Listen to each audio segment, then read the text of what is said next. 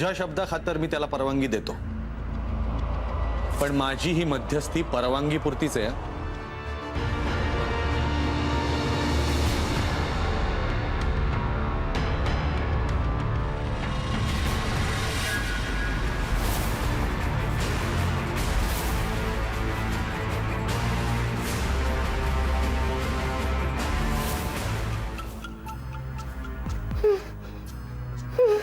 सिद, समीर, लवकर या, इथे पायल। घे तुझं बक्षीस। काय ना साहेब की तुमच्या आणि देशमुख साहेबांच्या कृपेमुळेच हा भुवन आज या भूतलावर सुखी आहे।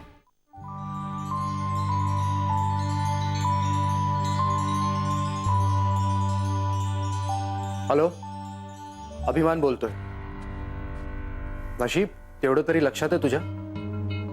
हो, yes yes yes, I know तू खूप बिझी आहेस, खूप काम आहे तुला, आईने मला सांगितलं सगळं। I know I know. काय? Okay okay okay, no problem. मीही खूप बिझी आहे, खूप बिझी आहे। ओके, 8 दिवसांसाठी मी पुण्याच्या साईटवर जातोय आणि आता मी तुला फोन करणार नाही अस्मिता, आणि तूही मला फोन करायचा नाही प्लीज। ओके? नाही नाही नाही, मला काही ऐकायचं नाहीये।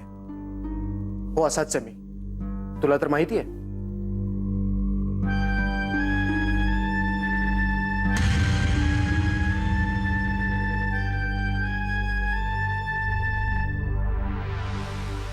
म्हणाली अगं, बघत का उभी आहेस? बुके दे ना तिला। हो, खूप अभिनंदन हे आमच्या टीम कडून। थँक्यू। अस्मिता मॅडम, आमच्या पायलला तुम्ही गुंडांच्या तावडीतून वाचवलं, सत्कार तर तुमचा करायला हवा। आधी हिला जाब विचारा।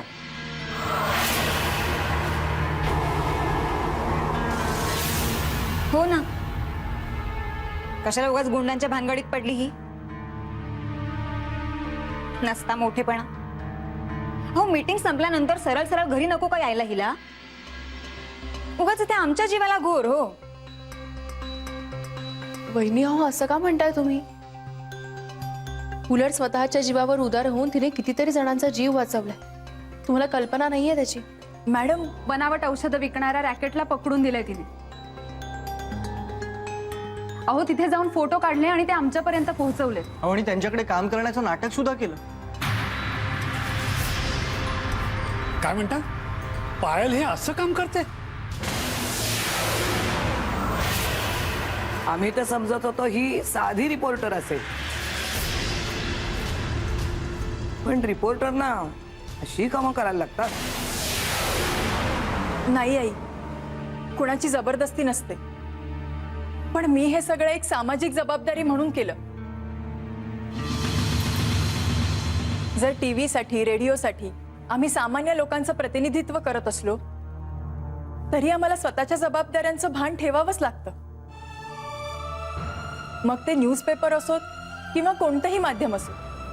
एखाद्या गुन्ह्याला कुणीतरी वाचा फोडावीच लागते, आणि तेच तू केलंस नव्हे, तू करतेस। फालतू साधी सुधी नाही, क्राईम रिपोर्टर आहेस, and I am really proud of you.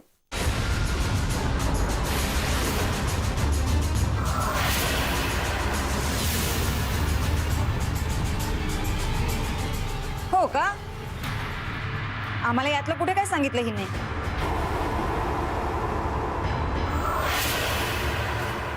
पायल, का फसवलं आम्हाला? तुम्ही परवानगी देणार नाही हे माहित होतं, म्हणून नाही सांगितलं मी। अनुप, आता पास झाला। हे बघ, आपल्याला हा धोका नकोय। इथे राहायचं असेल ना तर आत्ताच्या आता ताबडतोब हिला हा जॉब सोडायला सांग। अरे, आज हिच्या जीवावर आला, उद्या आपल्या येईल। काहीही झालं तरी हा मार्ग मी नाही सोडणार।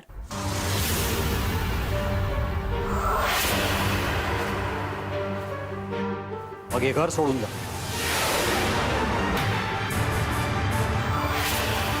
सुहास, हे जरा अति होतंय।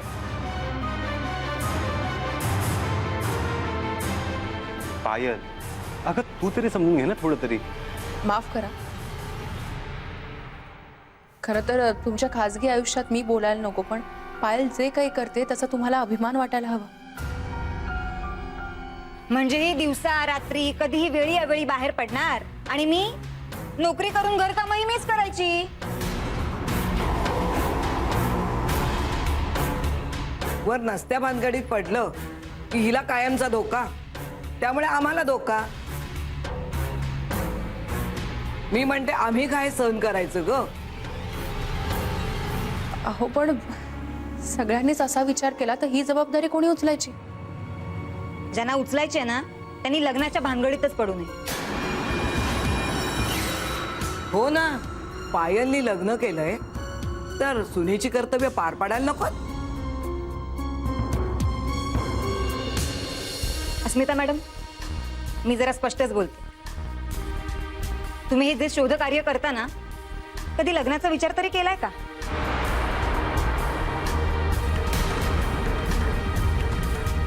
आणि केलाही असेल तरी कोणता पुरुष तुम्हाला बायको म्हणून स्वीकारेल किंवा कुठलं घर तुम्हाला एक सून म्हणून पत्करेल?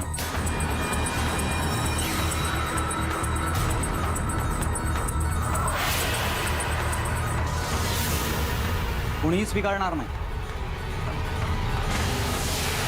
आमच्या घराण्यातल्या सुना नोकऱ्या करत नाही.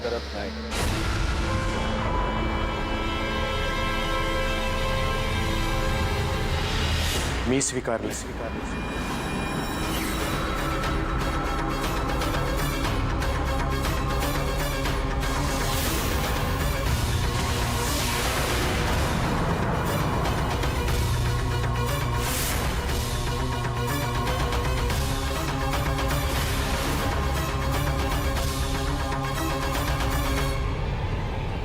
अभिमान? हो, मी पुण्याला जाणार असं खोटं सांगितलं.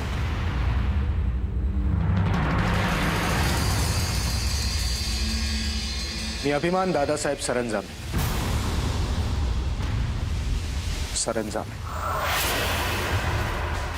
नाव ऐकलंय? मी अस्मिताला पत्नी म्हणून स्वीकारलंय.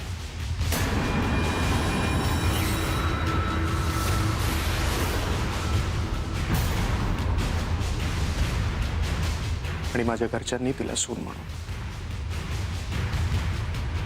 आणि हो, लवकरच मी लग्न करणार आहोत.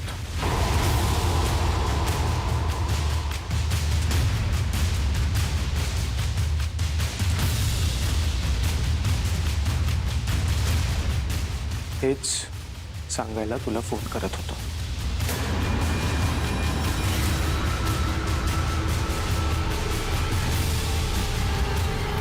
अस्मिता, बाईचा जन्म चुलीपाशीच संपतो. लग्न झाल्यानंतर एक साधीशी केस सुद्धा तू सोडवू शकणार नाहीस. संसार सांभाळून ही तारेवरची कसरत जमणार नाही पोरी तुला. अनु, तुझा पण हाच निर्णय आहे?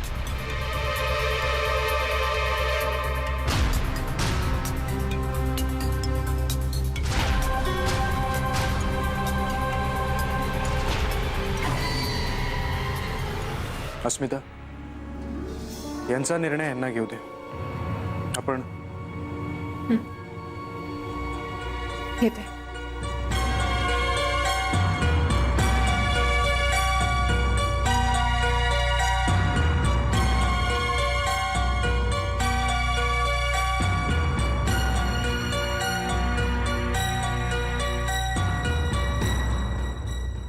पायल, लताने अस्मिताला विचारल्यावर ती गप्पच होती.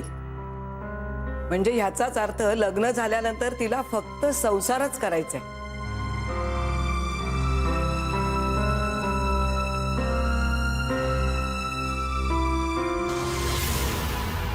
मॅडम, अभिमान सरंजामेंशी लग्न करतात? का करू नये त्यांनी लग्न? ऑफकोर्स मलाही धक्का बसलाय. आपल्याला काहीच कसं माहित नाही. म्हणाली तसं बघायला गेलं तर हा त्यांचा खाजगी प्रश्न आहे ना. हे सगळं मलाही पटतंय सीड. आणि मॅडमचं लग्न झालं तर मलाही आनंदच आहे. पण हे सगळं एका तिराईत माणसाकडून आपल्याला कळतं. आणि तेही दुसऱ्याच कोणाच्या तरी घरी.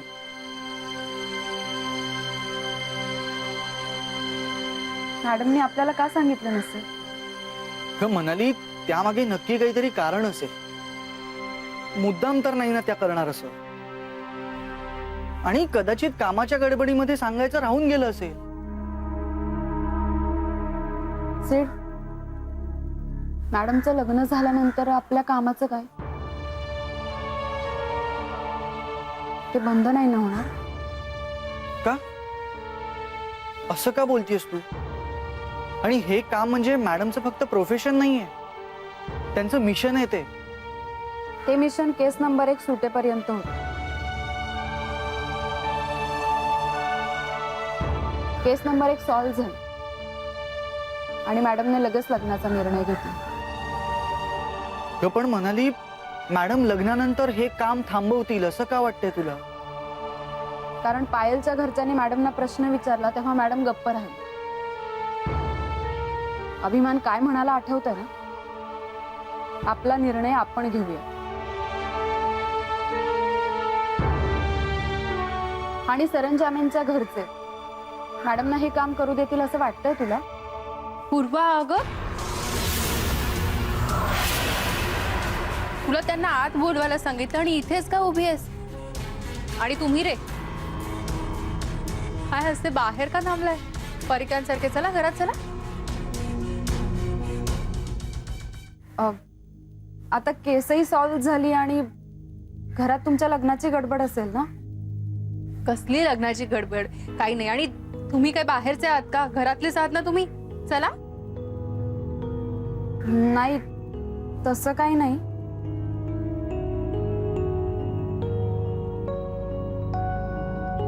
रागावलात माझ्यावर? हे बघा, विश्वास ठेवा माझ्या. माझं लग्न ठरलंय आणि अभिच्या घरून या लग्नाला परवानगी आहे हे मलाही तेव्हाच कळलं, पायलच्या घरी तुमच्या सोबतच.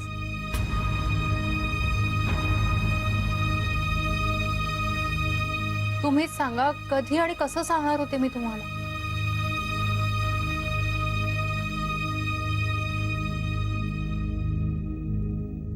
चला आज चला. नाही मॅडम,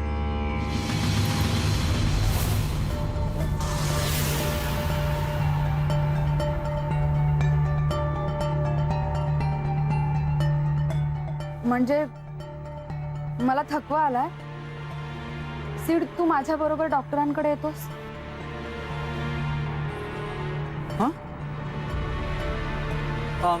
हो चल, मी सोडतो तुला. नाही ठीक आहे, आत्ता जा तुम्ही, पण आपण नंतर बोलूयात या विषयावर. नक्की बोलूयात.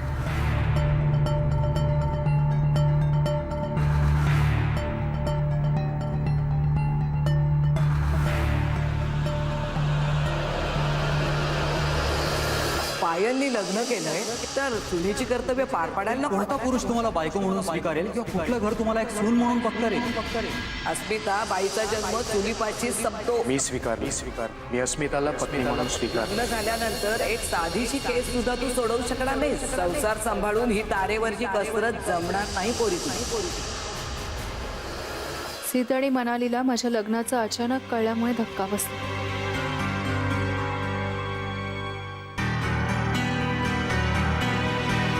खरं तर मीही अजून या निर्णयाने सावरले नाही. अभिमानच्या घरच्यांनी मला स्वीकारले हे अजूनही मला खरं वाटत नाही. मी हे जे पाऊल उचलते ते बरोबर आहे की नाही काहीच कळत नाही.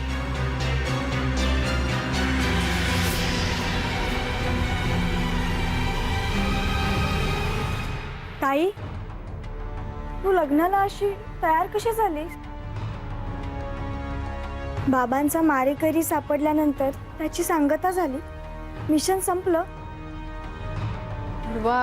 अगं ताई, तुझ्या ध्येयाचं काय?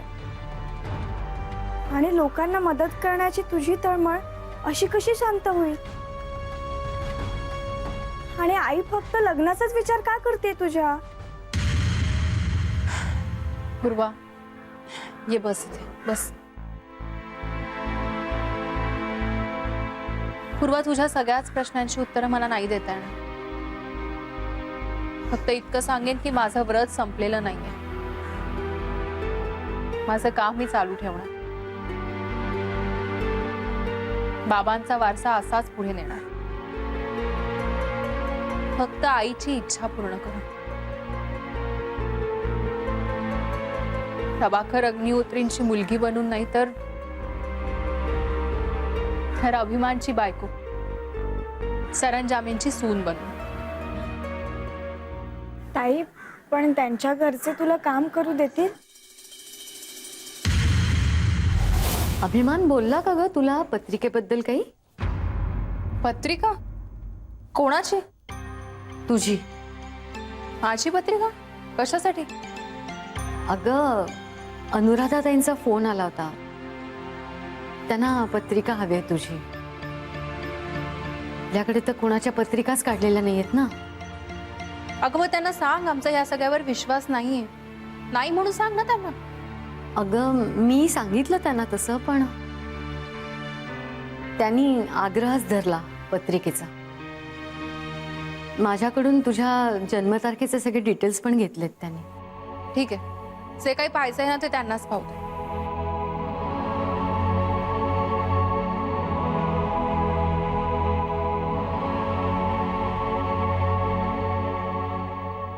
आई, आता कसला विचार करतेस? तुझी आणि अभिमानची पत्रिका जुळेल ना?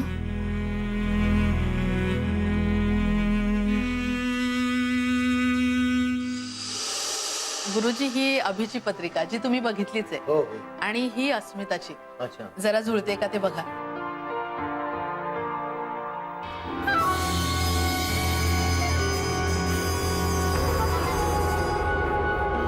अभिमानने स्वतःच मुलगी पसंत केली आहे म्हणून म्हटलं जरा मनाचं समाधान करून घेऊया. अस्मिता, मी तुझी पत्रिका अशी बनवून घेतलीये की ती मॅच होणारच नाही. जोशी बुवा आता असं काहीतरी कारण सांगतील की हे लग्न मोडेलच.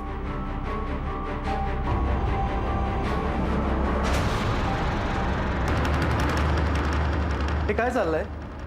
अच्छा, लग्नाचा मुहूर्त बघताय? हा, आता लग्नाचा मुहूर्त जवळचाच बघायला हवा, कारण 21 तारखेला अमावास्या लागते आणि अमावास्येनंतर पौष मास चालू होतोय. पौषात लग्न करत नाहीत ना. Fantastic, fantastic. बघा बघा, मुहूर्त बघा. अहो, पण त्याआधी पत्रिका तरी बघू दे. बघा. पण आधीच्या मुलीची पत्रिका चांगली जुळत होती.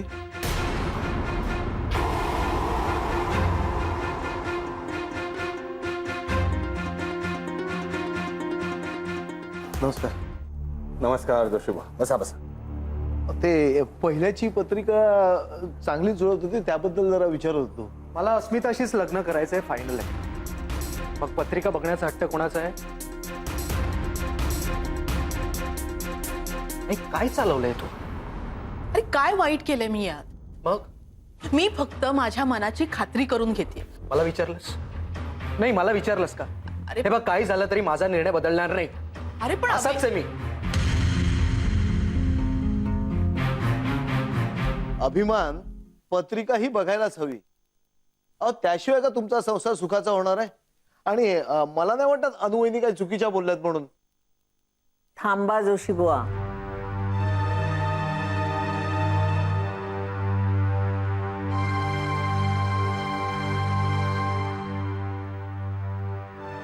जोशी बुवा, तुमच्या ज्ञानावर आणि शास्त्रावर मी अविश्वास दाखवत नाहीये, पण मला माझ्या शंकेचं जरा निरसन करू दे.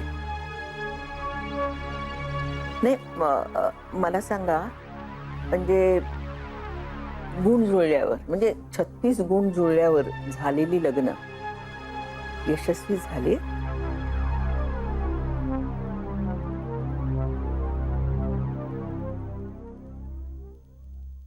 अहो, पण म्हणून काही पत्रिकाच बघायची नाही का? निदान कळू तरी दे. काय कळून घ्यायचंय ग? ज्यांचा विश्वास आहे ना, त्यांनी जरूर बघावी पत्रिका. पण केव्हा? पत्रिका जुळल्यावर जी लग्न ठरतात ना तेव्हा. इथे तर लग्न आधीच ठरले, मनही जुळले. मग पत्रिका ही जुळल्याचं समज आणि लाग लग्नाच्या तयारीला. अहो पण आई मी काय म्हण बस बस.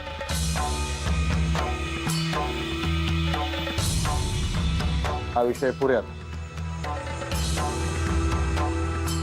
आई, तुला काय म्हणायचंय समजतंय ना? आणि बाकीच्यांनी हे नसते विचार डोक्यातनं काढून टाका आधी.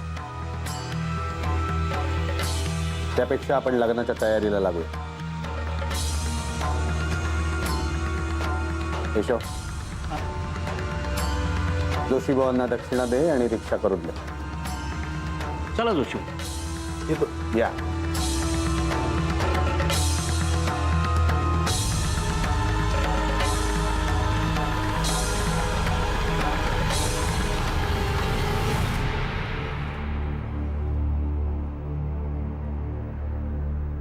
या घरात माझं ऐकतंय तरी कोण?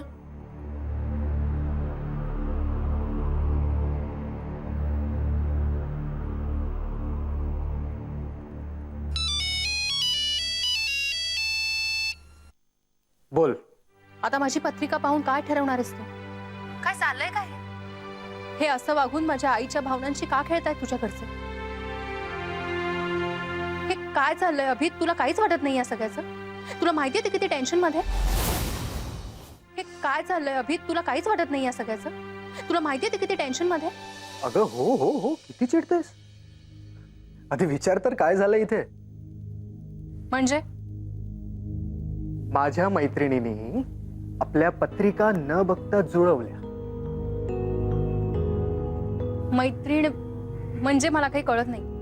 अगं मैत्रीण म्हणजे मी सांगते तुला, मी तुझ्या अभिची जीवश्च कंठस्थ मैत्रीण. तुमच्यात काय म्हणतात ते बेस्ट फ्रेंड. आपण नातं आहे ना आमचं. माझा नातू आहे तो. सॉरी हा, मी जरा चिडले होते. हरकत नाही. काय प्रेमात युद्धात सगळं काय म्हणतात रे, माफ. माफ असतं. आजी, आपली कधी भेट झाली नाही. इथूनच नमस्कार करते तुम्हाला. इथूनच करतेस नमस्कार, पण इथून मी तुला भरभरून आशीर्वाद देते. त्या दिवशी रागात निघून गेलीस ना,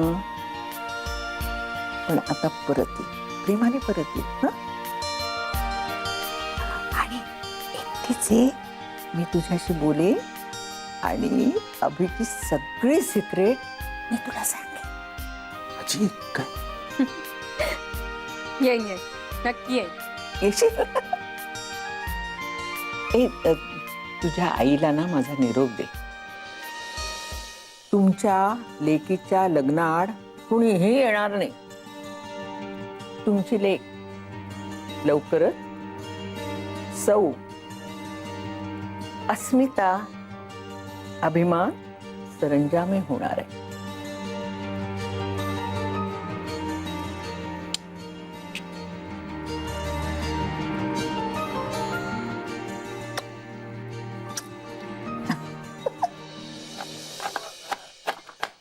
या घरात माझ्या मताला काही किंमतच नाहीये. आई म्हणाल्या म्हणजे विषय संपला. शत्रू आहे का अभिमानची? तो सुखी झालेला मला काही बघवणार नाही का? अरे वहिनी साहेब, तुम्ही का भाजी चिरताय? राधाबाई येतील ना. काही येवत नाही तर नाही येवत. ती बया तर येणारच नाही या घरात. नाही, तुमचा राग समजू शकतो मी, पण अभिदादा समोर मी काय बोलणार हो? त्यात ते त्या अस्मिताच्या प्रेमात पूर्ण वेडे झालेत. पण मला दादासाहेबांचं आश्चर्य वाटतं, त्यांनी या लग्नाला एवढा पाठिंबा का द्यावा? केशवा, अरे तेच तर मला कळत नाहीये ना. हो, तुमचं दुःख बघवत नाही म्हणून तर बोललो ना. आई शेवटी आई, आपल्या लेकरासाठी काळीच तुटणारच ना तिचं. नाही, हे झाले आपले माझे विचार, हे आपल्यापर्यंतच ठेवा. हे मला काही कळत नाही का केशवा? या घरात वैदेहीनंतर तुलाच माझी किंमत आहे. तुम्ही काही म्हणा वहिनी साहेब, हे लग्न होणारच. पण मला काळजी वाटते ती सरंजामे घराण्याच्या इब्रतीची. म्हणजे काय? स्पष्ट बोल बघू तू. आता स्पष्टच सांगायचं झालं तर ते अग्निहोत्री आहे मध्यमवर्गीय. त्यात अस्मिताचे वडील जिवंत नाही. आणि मला सांगा, एका साध्या पोलीस ऑफिसरला पेन्शन ती काय असणार हो? आणि आता त्या अस्मिताबद्दल काय बोलायचं? ती भासते लष्कराच्या भाकऱ्या. आता या सगळ्या गोष्टीचा आढावा जर घेतला तर तुम्ही सांगा वहिनी साहेब, आपल्या इब्रतीला साजेसं लग्न करण्याची ऐपत्री आहे का त्यांची? ऐपत असो वा नसो, त्यांना तसं करावंच लागणार.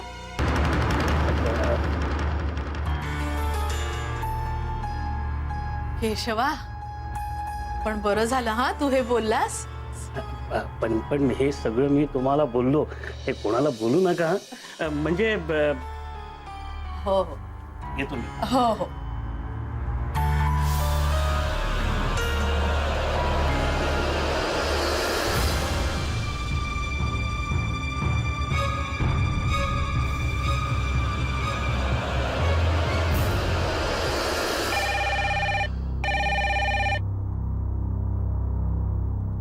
हॅलो. हॅलो, अस्मिताची आई का? हो बोलते. आपण? मी अनुराधा सरंजामे बोलते. अहो, अभिनंदन करायला फोन केलाय. तुमच्या अस्मिताचं आमच्या अभिशी लग्न ठरलं बरं का. हो, अगदी पक्क समजा. खरंच? हो हो खरं. आणि आता कसं आहे ना, मागचं सगळं झालं गेलं विसरून जा. लग्नाच्या तयारीला लागा. हो, आमच्या ऐपतीप्रमाणे सगळं व्यवस्थित करू आम्ही. हो, पण इथे प्रश्न आमच्या ऐपतीचा आहे. नाही, आम्हाला हुंडा वगैरे काही नकोय, आमची अपेक्षाही नाहीये. पण आमच्या ऐपतीप्रमाणे लग्न व्हायला पाहिजे. आमचं सरंजामे घराणं किती मोठं आहे तुम्हाला माहितीच आहे. आणि आमचे हे अहो मोठे सरकारी अधिकारी मंत्र्यांपर्यंत ओळखी आहेत त्यांच्या. आणि माझा अभि तोही काही कमी नाही, मोठा बिल्डर आहे. अहो, त्याच्या ओळखीतले मोठे मोठे लोक येणार. पण तुम्हाला सांगते बघा, 2-2.5 हजार लोक तरी येतील लग्नाला. काय? अहो हो ना, आमचा पसारा केवढा मोठा आहे. हा, म्हणजे तुमची आम्हाला काळजी आहे म्हणून काही नावं त्या निमंत्रणाच्या यादीतून गळतील. पण तुम्हाला सांगते, आता एवढी माणसं येणार तर हॉल काही पुरणार नाही. म्हणजे एखादं मोठं लॉन किंवा रिसॉर्टच तुम्हाला बुक करावं लागेल. हो, आणि बाहेरगावचे पाहुणेही असतील. म्हणजे बघा, 500 लोक तरी आदल्या रात्री येतील राहायला. हो, आयत्या वेळी तुमची धांदल नको ना, म्हणून तुम्हाला हे सांगितलं. आणि अस्मिताची आई, कार्य नीट पार पडलं नाही तर आमची अब्रू जाईल. आणि मानपानाचं ते राहू दे. तुमचं तुम्ही करा, आमचं आम्ही करू. मला तर बाई इतका उत्साह आलाय म्हणून सांगू.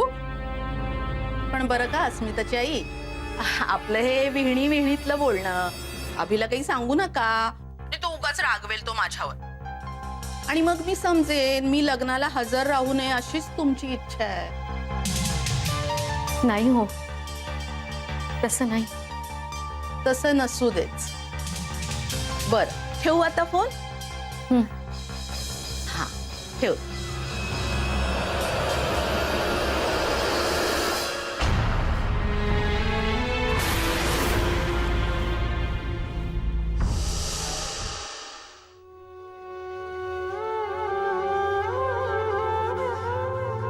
लग्न किती मोठ्या प्रमाणावर करायला लागणार आहे याचा काही अंदाजच येत नाही हो. सरंजामे म्हणजे मोठं प्रस्थ आहे. 1,500-2 हजाराच्या वर माणसं असतील म्हणाले. कसं होणार आहे काही कळत नाहीये. काय करू? दागिने गहाण टाकू का? नाही तर विकूनच टाकते. मला वाटतं बँकेतल्या एफडीजही मोडून टाकते. म्हणजे तरी सरंजामांना हवं तसं लग्न होईल ना हो.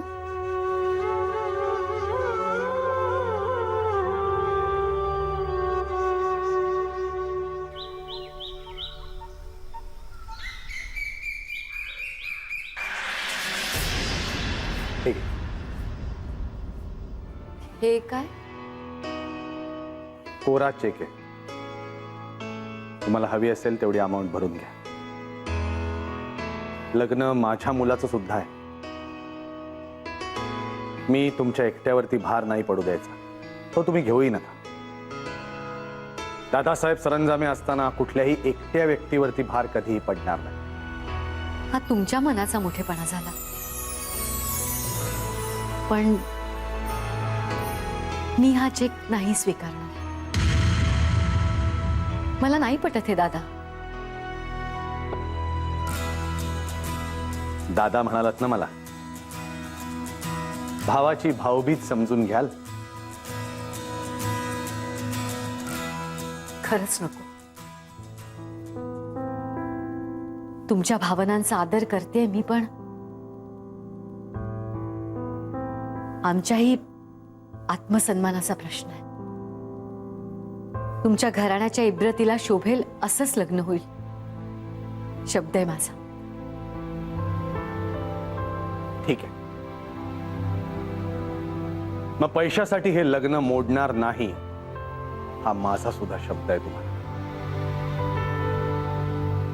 अशातही आपण हे लग्न अगदी साधेपणाने आपल्या जवळच्या लोकांना बोलवूनच करूया. तुम्ही तुमच्या सोयीचा मुहूर्त बघा आणि तयारी सुरू करा. हो. बरं, मला थोडं पाणी मिळेल?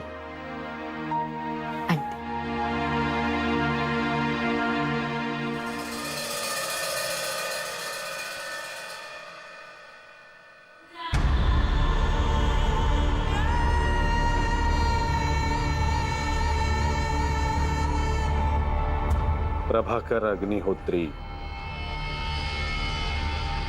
तुला संपवलं मी, आणि मला संपवायला निघालेली तुझी पोर माझी सून बनून येते माझ्या घरात.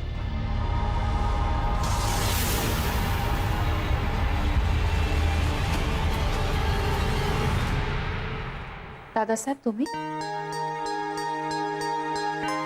तुझीच वाट बघत होतो.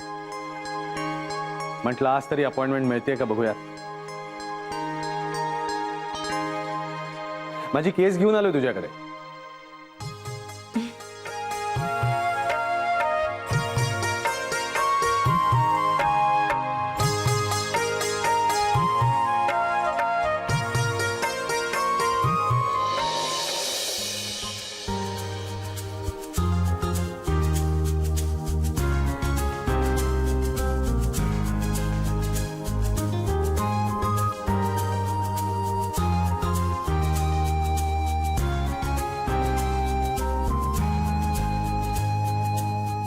आपण एक काढूया अभिमानचा.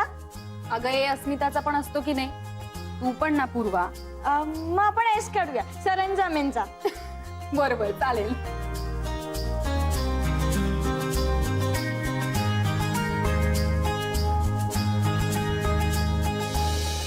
काकू हे घ्या, गुरुजींनी सांगितलेली सगळी यादी. अरे समीर आणि राकेश होते ना तुझ्या बरोबर? हो, ते कॅटररकडे गेलेत. पेढे घेऊन इथे येणार आहे डायरेक्ट. काय करताय तुम्ही? अरे काय दोघी मेहंदी काढते, अजून पूर्ण नाही झाली. चल ना लवकर का. अरे हो झालीच आहे. पूर्वा मी यानंतर तुझ्या हातावर मेहंदी काढे ना. आणि मी तुझ्या हातावरती काढे. तू का? हॅलो, मला खूप चांगली मेहंदी काढता येते. आणि मॅडम मला काय वाटतं, हिच्या हाताबरोबरच ना हिच्या चेहऱ्याला लावूया ना मेहंदी. आणि केसाला सुद्धा. अगं कसला ग्लो येईल माहितीये. लग्नातली सगळी लोक तुझ्याकडे बघतील. त्यापेक्षा तुझ्या तोंडाला लावूयात ना मेहंदी. माझ्या इथेच तू गप्पा बस. मारू. मॅडम सांगा ना. अरे काय बास झाली ना आता भांडणं. उद्यापासून मी नसणार आहे तुमची भांडणं सोडवायला.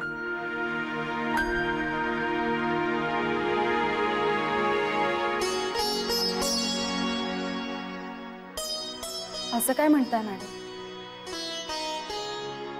मी येऊ का तुमच्या बरोबर? अगं म्हणाली मी सहज म्हटलं. म्हणजे उद्यापासून मी नसणार इथे, पूर्वा असेल तुमच्या सोबत. ती काय शिकणार आहे तुमच्या दोघांकडनं? म्हणून सांगतोय आयुष्यात जरा मोठी हो पण ऐकायलाच तयार नाही. आता तू गप्पा बसा. हे मारते काय मॅडम? मला काय वाटतं आपण हिच्या कानाला सुद्धा मेहंदी काढूया ना, म्हणजे कानातलेच घालायला नको ना हिला, काही टेन्शनच नाही. बघू ते इकडे. हे, अगं दे ना पूर्वा, कोण दे ना, दे रे. अगं दे ना. सीट, तू गप्पा बसा. हा सॉरी, मी बघतो.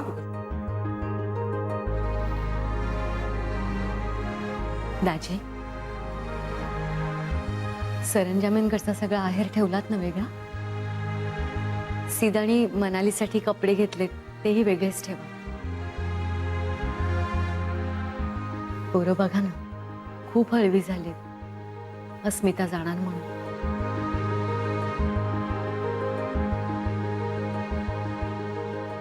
फोन केला होता सुबोधला, पण सुबोध आणि विशाखाला यायला मिळेल असं वाटत नाही. इतक्या आयत्या वेळेला रजा नाही मिळत आहे त्याला. दाजी, अस्मिता उद्या जाणार लग्न होऊन सासरी. संसाराला लागणार. मनाला हुरहुर लागले हो. भीती वाटते. या सुख सोहळ्याला माझ्या आजारपणाने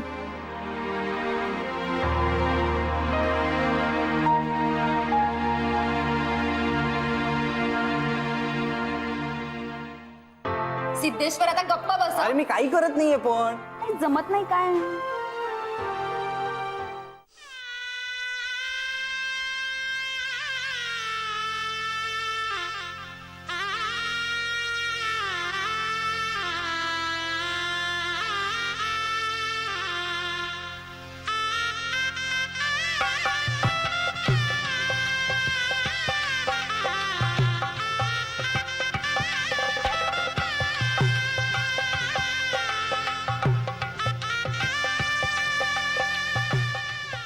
तुम्ही दोघांनी एकमेकाला आता हार घाला.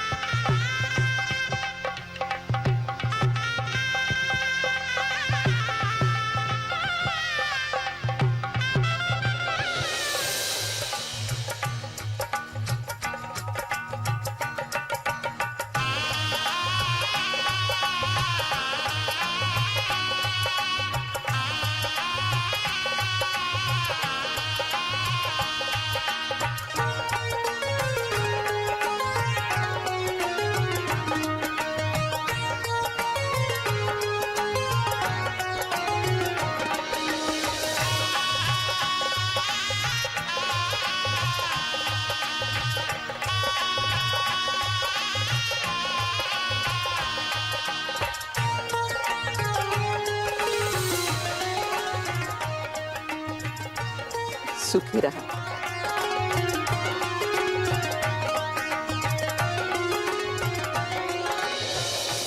दोघांनी एकमेकांना सांभाळून घ्या. हं?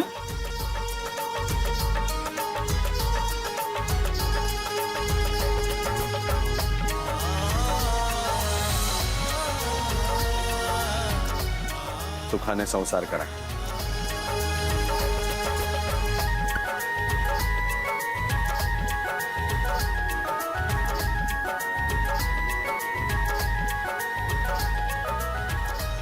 औक्षवंत हो अभि. तुला जे हवंय ते सगळं मिळू दे.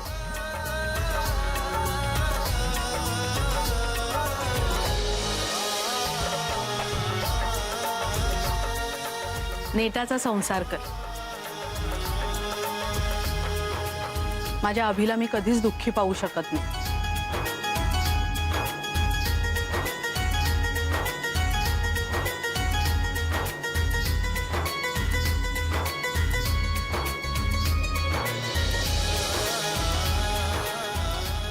सुखी रहा.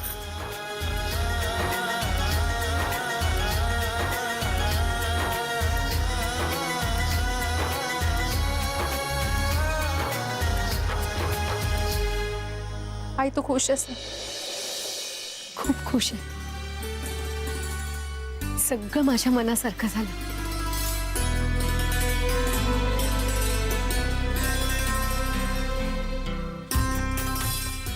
अस्मिता, तुझ्या कामात तर तू तरबेज आहेसच, यशस्वीही आहेस. आई म्हणून सांगते, अभिमानची अर्धांगिनी म्हणूनही यशस्वी हो.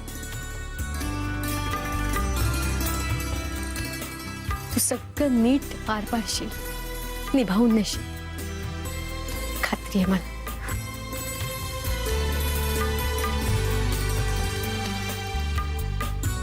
अधेमध्ये घरी येत जा.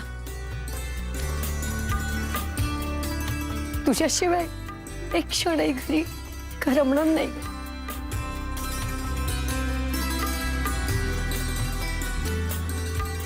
आई अगं, हे घर काही आपल्या घरापासून फार लांब नाही. तू आठवण काढलीस ना की मी लगेच येईन.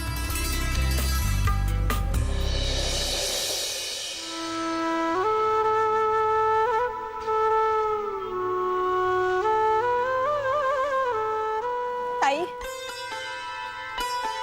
पूर्वा, हे बघ आता शहाण्यासारखं वागायचं, रडायचं नाही. आता मोठी झालीस ना तू, तुला माझ्यासारखं व्हायचं होतं ना.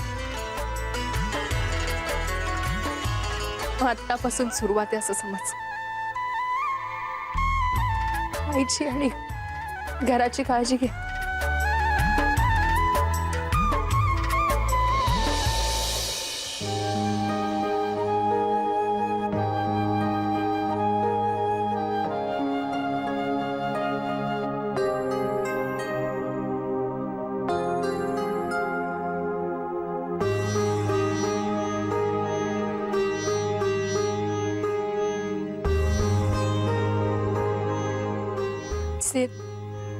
म्हणाली, आता तरी मोठे व्हा तुम्ही. आता मी नसणारे तुमची भांडणं सोडवा.